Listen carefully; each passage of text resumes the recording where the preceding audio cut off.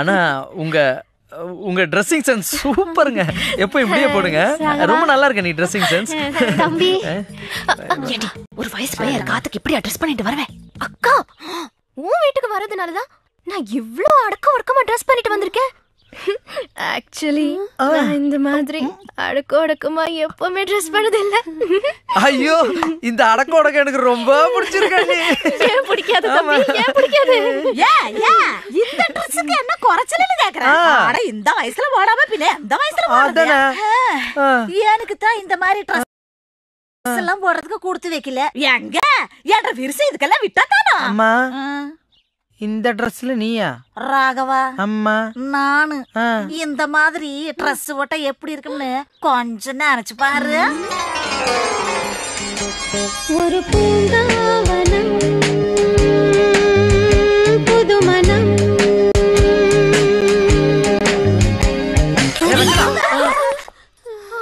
ராகவு நான் அந்த ட்ரெஸ்ல எப்படி இருந்தேன்? டெரரா இருந்த. அப்படினா சூப்பரா இருந்த அர்த்தம். என்ன ரொம்ப புகழாத எனக்கு. அண்ணி கல்யாணத்துக்கு முன்னாடி நீங்க கூட இப்படிதான் ட்ரெஸ் பண்ணீங்களா? ஏண்டா நான் இந்த ஆத்துல நல்லா இருக்கிறது உனக்கு பிடிக்கலையா? இந்த அடக்கோட எனக்கு ரொம்ப பிடிச்சிருக்கு. போடி போய் ஃப்ரெஷ் ஆயிட்டு வா. போ போ நீங்களும் போங்க. ஐயோ அண்ணி இங்க வாங்கல. என்னடா? கிரிக்கெட் ஆட வெளியே போறேன். ஆடிட்டு வரும்போது பிரியாவுக்கு என்ன பிடிக்கும்னு சொன்னீங்கன்னா வாங்கி வந்து கொடுக்கலான்னு. இந்த ஆத்துல நான் இத்தனை வருஷமா இருக்கேன். எனக்கு ஒரு கிஃப்ட் வாங்கி தரணும் தோணுச்சாடா நோக்கு. அண்ணி நீங்களும் பிரியா ஒண்ணா? ஏன் நீ அண்ணி அப்ப பிரியா என் கனவு கண்ணு. என்னடா சும்மா சொன்னே.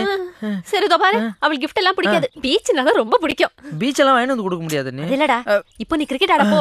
நாளைக்கு அவளை பீச் கழிச்சுட்டு போ. ஓகே பீச் கரெக்ட் பண்ணி. எங்க வீட்ல ஒரு சின்ன பிரச்சனைங்க. என்ன பிரச்சனைமா? எங்க ஆத்துக்குள்ள ஏதோ ஒரு தீய சக்தி வந்து எங்களெல்லாம் மிரட்டுறது சாமி. ராத்திரி ஆச்சுல எங்க வீட்டுக்குள்ளார சம்பந்தமே இல்லாம யாரோ அழுகுற மாதிரியா சத்தம் கேக்குது சாமி. போய் எட்டி பார்த்தா திடீர்னு யாரோ மூஞ்சிக்கு முன்னாடி நின்னுட்டு போற மாதிரியா இருக்குது சாமி. இதெல்லாம் என்னன்னு சொல்லவே இல்லையே. எல்லாம் ஒரு பந்தாதா. நீங்க கொடுத்தீங்கல்ல சாமி எலுமிச்சப்பழம், அத கூட தூக்கி போட சொல்லி கழுத்தெல்லாம் நெரிச்சது சாமி. சாமி சாமி இது என்னன்னு தெரிஞ்சுக்க நீங்க தான் ஏதாவது வழி சொல்லணும் சாமி. இத பத்தி இங்க பேச வேண்டாம், வாங்க வீட்டுக்கு போய் பேசுவோம். இப்போ உங்க வீட்டுல தீய சக்தி இருக்குதா இல்லையான்னு தெரிஞ்சுக்கணும், அவ்வளவுதானே? ஆமாங்க. எங்க மூதாதையர்கள் எழுதி வச்ச புத்தகத்தை படிச்சு பார்த்து உங்களுக்கு சொல்றேன். அதை நீங்க செஞ்சு பார்த்து தெரிஞ்சுக்கோங்க. சரிங்க.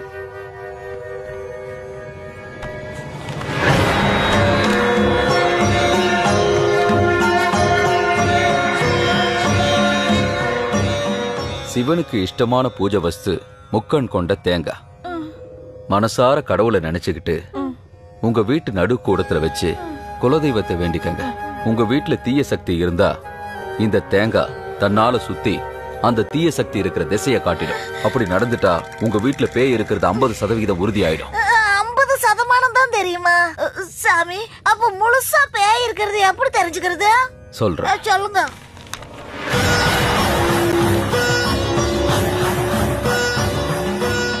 சாமிக்கு படையல் வைக்கிற மாதிரி விருந்து சமைச்சு உங்க வீட்டு நடு கூடத்துல ஒரு பசுமாட்டை கூட்டிட்டு வந்து சாப்பிட வைங்க. அப்படி அந்த கோமாதா அதை சாப்பிடாம மிரண்டு ஓடிடுச்சுன்னா உங்க வீட்டுல தீய சக்தி இருக்கிறது 75% உறுதியாயிடும். அப்ப 100% தெரிஞ்சுக்கிறதுக்கு வழியை சொல்லிடுங்க சாமியா.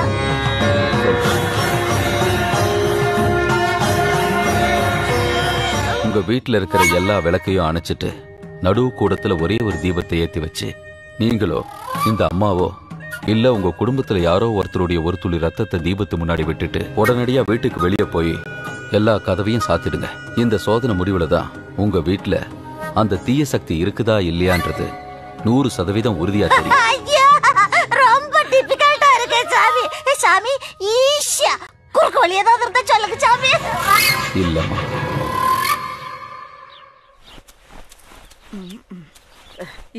ஏண்டி அந்த ராகவன் பையனை ஊர் கடப்புறக்கு ஐடியா சொல்றேன்னு சொல்லிட்டு நீ என்னமா மாடு மாதிரி பச்சை புள்ள பார்த்து மேய்ச்சிட்டு இருக்கற? இல்லவா யோசனை பண்ணிட்டு இருக்கேன். என்ன ஐடியா வந்துடுது. என்னது?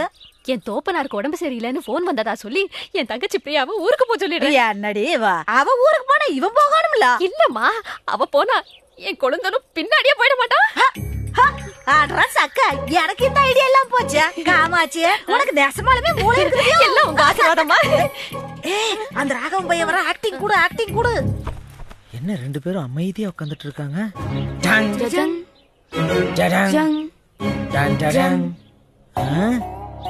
என்ன பார்க்கல லவ்வர்ஸுங்க கோச்சிட்டு உட்காந்துட்டு இருக்க மாதிரி எங்க அம்மா அந்த பக்கமும் உங்க அம்மா இந்த பக்கம் உட்காந்துட்டு இருக்காங்க. ஒருவேளை இன்னைக்கு எங்க அம்மா உங்க அம்மா கால்ல விழலையோ? நானும் அப்படிதான் நினைக்கிறேன். அப்படின்ற அண்ணி போடா அம்மா என் புள்ள போயிட்டு போறான். என் தோப்பனாருக்கு உடம்பு சரியில்லைன்னு போன் வந்தது. உடம்பு சரியில்லைன்னு போன் வந்தது. ஏதோ போன மாதிரி அழறீங்க. சரியான நேரத்துக்கு போறேன்னா போயிட்டு வர போல இருக்கு. ஐயோ அண்ணன் வேற ஊர்ல இல்லையே. நீங்க போறதுக்கு ட்ரெயின் டிக்கெட் புக் பண்ணி தரட்டுமா? இப்போதைக்கு பிரியாவை மட்டும் அனுப்பி வைக்கலாம்னு இருக்கேன். பிரியாவா? அம்மா தம்பி சேர் ஓட்ட மாதிரி சவுண்ட் விடுறேன். நெஞ்சு வலி அண்ணி. மாமாக்கு உடம்பு சரியில்லையா? இவ்வளவு நேரம் அதானடா சொல்லிட்டு இருந்தேன். அதுல சரியா விழல அண்ணி. அம்மா அப்பா ஐயோ அம்மா யாங்கண்ணு என்னடா செல்லம்? மாமாமா மாமனுக்கு உடம்பு சரியில்லைன்னு நெஞ்சுலி வந்துருச்சாக்கு. ஐயோ என்ற வாசக்கா யாங்கண்ணு நீயே பிரியால கொண்டே ஊர்ல விட்டு போட்டா பாத்தியாடி? இப்ப எங்க வச்சுக்கணும் நெஞ்சுலியே? அப்படியே என் பிள்ளைங்களையும் கூட்டிட்டு போடா. அண்ணி பசங்க எல்லாம் வேணாம் அண்ணி. நானும் பிரியா மட்டும் போயிட்டு வரோம். நாங்களும் வருவோம். அது என் தோப்பனார் கடைசியா என் பிள்ளைங்களை பார்க்கணும்னு ஆசைப்படுறேன். என்னாச்சு?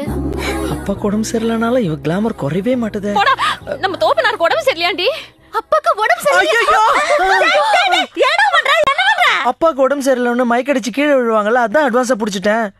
கீழே விடுறா. சீக்கிரம் ஊர் கிளம்புற வழியை பாரு. வாடா வாங்க வாங்க கிளம்புங்க சீக்கிரம் கிளம்பு.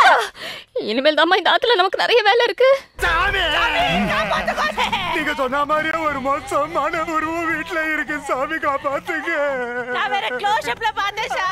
ஆமா சாமி, எங்க அம்மாவை காப்பாத்துங்க சாமி.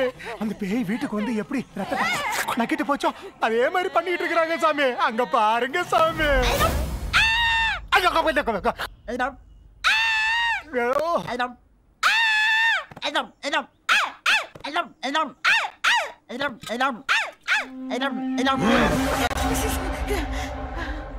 Hi Sammy, how are you?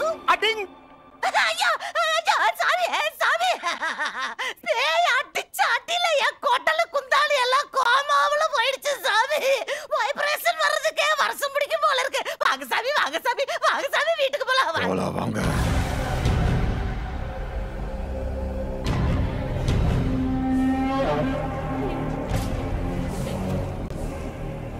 நீங்களும் வாங்க.